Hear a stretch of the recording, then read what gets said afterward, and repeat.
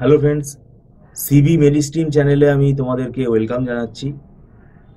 আজকে আমি তোমাদের বিটেক 7 সেমেস্টারের স্টুডেন্টদের সম্বন্ধে কিছু আলোচনা করতে চাই, যারা কম্পিউটার সায়েন্স নিয়ে পড়ছো। 2025 সালে যারা তোমরা বিটেক 7 সেমেস্টারে পরীক্ষা দেবে, 7 সেমেস্টারটা দেখো, এর আগেও আমি বলেছি এখানে কিন্তু পুরোটাই আমাদের ইলেকটিভ বেসড। এবং আমি ইলেকটিভ সাবজেক্টগুলো কি কি আছে সেগুলো এর আগেও আলোচনা করেছি। এবং ইলেকটিভ সাবজেক্টের মধ্যে আমরা যেটা পড়াচ্ছি যেটা এই বছর, সেটা হচ্ছে ক্লাউড কম্পিউটিং আর সাইবার সিকিউরিটি। মেশিন লার্নিংও আমরা পড়াই। তো ব্যাপারটা হচ্ছে, দেখো, ক্লাউড কম্পিউটিং আর সাইবার সিকিউরিটি এই দুটো সাবজেক্ট খুব জটিল আমি বলবো না, ইজি সাবজেক্ট। কিন্তু দেখো, হায়ার সেমেস্টারে রাখা হয়েছে, তার কারণটা হচ্ছে এই সাবজেক্টগুলো পড়তে গেলে তোমাকে আগের যে সাবজেক্টগুলো অলরেডি যারা পড়ে এসেছো সেইগুলো কিন্তু কাজে লাগবে, এবং এখানে অনেকগুলো টেকনোলজি তোমাদের আগে থেকে জানতে হবে। যেমন এখানে প্রোগ্রামিংয়ের নলেজ তো অবশ্যই লাগবে, এবং ক্লাউড কম্পিউটিং সাইবার সিকিউরিটি দুটোতেই কিন্তু আমাদের যেটা নেটওয়ার্কিং সাবজেক্ট ছিল, নেটওয়ার্কিং সাবজেক্ট কিন্তু এখানে কাজে লাগবে। বিশেষ করে নেটওয়ার্কিংয়ের মধ্যে আমাদের ক্রিপ্টোগ্রাফি ব্যাপারটা কিন্তু এখানে খুব কাজে লাগে সাইবার সিকিউরিটিতে। তারপরে এখানে এর পাশাপাশি আমাদের ওয়েব সার্ভিস সম্বন্ধে আইডিয়া থাকতে হবে। ঠিক আছে, ওয়েব সার্ভিস কিভাবে কাজ করে, জেসন, এই সমস্ত ব্যাপারগুলো কিন্তু আমাদের কিন্তু কাজে লাগবে। এগুলো কিন্তু আমাদের জানতে হবে কিভাবে কাজ হচ্ছে। ঠিক আছে, তো ক্লাউড কম্পিউটিং এগুলো আমাদের কাজে লাগবে।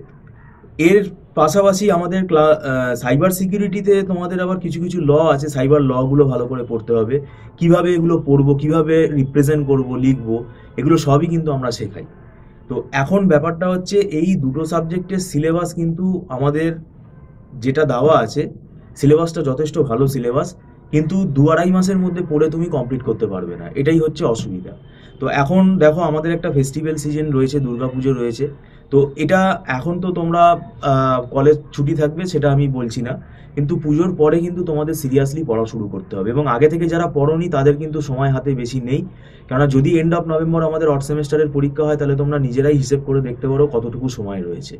তো সেক্ষেত্রে আমি আবারও বলছি, সাবজেক্টটা আমাদের কাছে নতুন, এটা বুঝতে আমাদের কিন্তু অনেক সময় লেগে যায়, এবং না বুঝে পড়লে কিন্তু অসুবিধা হবে। আর আমরা এখানে তো দীর্ঘদিন পড়াচ্ছি, বিটেক 9-10 বছর আমরা পড়িয়ে ফেলেছি। তো আমাদের এখানে একটা ওয়েল ফরম্যাট আছে। তো কম সময় যদি স্টুডেন্ট আছে, সেক্ষেত্রে আমরা চেষ্টা করি তাকে ইম্পর্টেন্ট জায়গাগুলো আমরা কি মোটামুটিভাবে তৈরি করে দিতে। আর মোটামুটি আমরা কিন্তু মানে অক্টোবর মাসের, মানে মিড অফ অক্টোবরের পর থেকে আর স্টুডেন্ট নেবো না, কেননা নিয়ে কোনো লাভ হবে না। আমরা পরিষ্কার ডিনাই করে দিই। ঠিক আছে, 1 মাসের মাথায় যদি স্টুডেন্ট আসে তা আমরা ডিনাই করে দিই, সেক্ষেত্রে রেকর্ডিং পারচেস করতে হয়। আর এখন দেখো, একটা জিনিস আমি বলে রাখছি যে পরীক্ষা ব্যবস্থা এখন যথেষ্ট স্ট্রিক্ট হয়ে গেছে, এটা তোমরা সবাই জানো। এবং আমাদের কাছে তো বিভিন্ন এনকোয়ারি আসে, তো সাপ্লি এনকোয়ারিটা কিন্তু অনেক স্টুডেন্টের বেশি আসছে। তো সেক্ষেত্রে আমি তোমাদেরকে অ্যালার্ট করছি যে সাপ্লি নিয়ে তোমরা ভেবো না। যদি তুমি অ্যাকুরেট না লিখে আসো, যদি তুমি টু দি পয়েন্ট না লিখে আসো, যদি ভুল লিখে আসো, সেক্ষেত্রেই কিন্তু সাপ্লিটা আসছে। আমাদের স্টুডেন্টরা কিন্তু সাপ্লি পায় না। তো সেক্ষেত্রে ব্যাপারটা কি, তোমাকে পড়তে হবে, কনসেপ্ট ক্লিয়ার করে পড়তে হবে। না হলে তুমি অ্যান্সার লিখলে এক্সামিনার যারা খাতা চেক করেন, যারা এক্সামিনার, তারা কিন্তু বুঝে যান যে স্টুডেন্টটা কিছু বোঝেইনি, না বুঝে লিখেছে। তো সেক্ষেত্রে কিন্তু তোমাদের ব্যাপারটা কিন্তু মানে ভালো করে অ্যালার্ট হতে হবে এই সম্বন্ধে, এবং ভালো করে তোমাদের কিন্তু কনসেপ্ট ক্লিয়ার করে পড়তে হবে। না হলে তুমি কিন্তু বানিয়ে কিছু লিখতে গেলেই কিন্তু অসুবিধা। এই কারণেই কিন্তু সাপ্লিটা আসছে। তো সেক্ষেত্রে সাপ্লি আমি চাইবো তোমাদের যাতে না আসে, এবং সাপ্লি আসলে কিন্তু এটা এক্সট্রা বার্ডেন। কেননা একেই তুমি হায়ার সেমেস্টারে উঠে যাচ্ছ, সেখানে সাবজেক্টও বাড়ছে, ডিফিকাল্টি লেভেলটাও বাড়ছে, প্লাস তোমার সাপ্লি পেপারটা অ্যাড হচ্ছে। এটা তোমাদের আবার সিনিয়রদের সাথে গিয়ে দিতে হবে, সেটা ভাল লাগবে? তো সেক্ষেত্রে তো আগে থেকেই অ্যালার্ট হয়ে যাওয়াটা বুদ্ধিমানের কাজ বলে আমি মনে করি। তো যাই হোক, আমি বলবো এখন তোমরা কোনো না কোনো একজন টিচার গাইডেন্স নাও, তিনি তোমাদেরকে গাইড করে দেবেন তাড়াতাড়ি, তোমাদের সিলেবাসটা যাতে তোমরা বুঝতে পারো, সেই লজিকটা তোমাদের তাড়াতাড়ি তিনি হেল্প করবেন।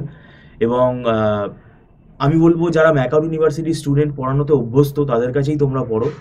আমরা এখানে দীর্ঘদিন ধরে পড়াচ্ছি, আর আমাদের এখানে যে ফেসিলিটিটা হচ্ছে, যে আমাদের এখানে মান্থলি ফিস সিস্টেমে ক্লাস হয়, এবং এটা মাসে মাসে স্টুডেন্টরা অ্যাডভান্স পেমেন্ট করে ক্লাস করে। আর কমপ্লেক্স টপিকগুলো আমরা পড়াই। আর এখানে এই ফিসটা, এটা মাসে মাসে অ্যাডভান্স পেমেন্ট করে ক্লাস করতে হয়, খুব নমিনাল ফিস, এটা নট রিফান্ডেবল। আর একটা বিষয় হলো একদম ছোট ছোট ব্যাচে আমরা ক্লাস করাই, 8 জন 9 জন 6 7 জনের ব্যাচের এরকম থাকে আমাদের, 20 জন 22 জন এরকম ব্যাচে আমরা ক্লাস করাই না। তো সেক্ষেত্রে ইন্ডিভিজুয়াল অ্যাটেনশনটা থাকে। আমি এটাও বলবো যে আমাদের কাছেই পড়তে হবে তার কোনো মানে নেই। যদি তোমরা ব্যক্তিগতভাবে ইন্টারেস্টেড থাকো তাহলে তোমরা যোগাযোগ করতে পারো। আর আবারও বললাম যে ক্লাউড কম্পিউটিং, সাইবার সিকিউরিটি পড়তে গেলে আগে থেকে আগের সাবজেক্টগুলোর নলেজ তোমার কাজে লাগবে, তো সেটা কিন্তু মাথায় রেখো। যাই হোক, ভিডিওটা সম্পূর্ণ দেখার জন্য তোমাদেরকে আমি ধন্যবাদ জানাচ্ছি। আর আমাদের একটা মানে ফেসিলিটি আছে, সেটা হচ্ছে রেকর্ড ক্লাসেরও ফেসিলিটি আছে। রেকর্ডটা কিন্তু টার্মস অ্যান্ড কন্ডিশনের বেসিসে পারচেস করতে হয়। তো যাই হোক, আমি চাইবো তোমাদের পরীক্ষা যেন ভালো হয়, এবং সম্পূর্ণ ভিডিওটা দেখার জন্য তোমাদেরকে আমি ধন্যবাদ জানাচ্ছি। Thank you so much.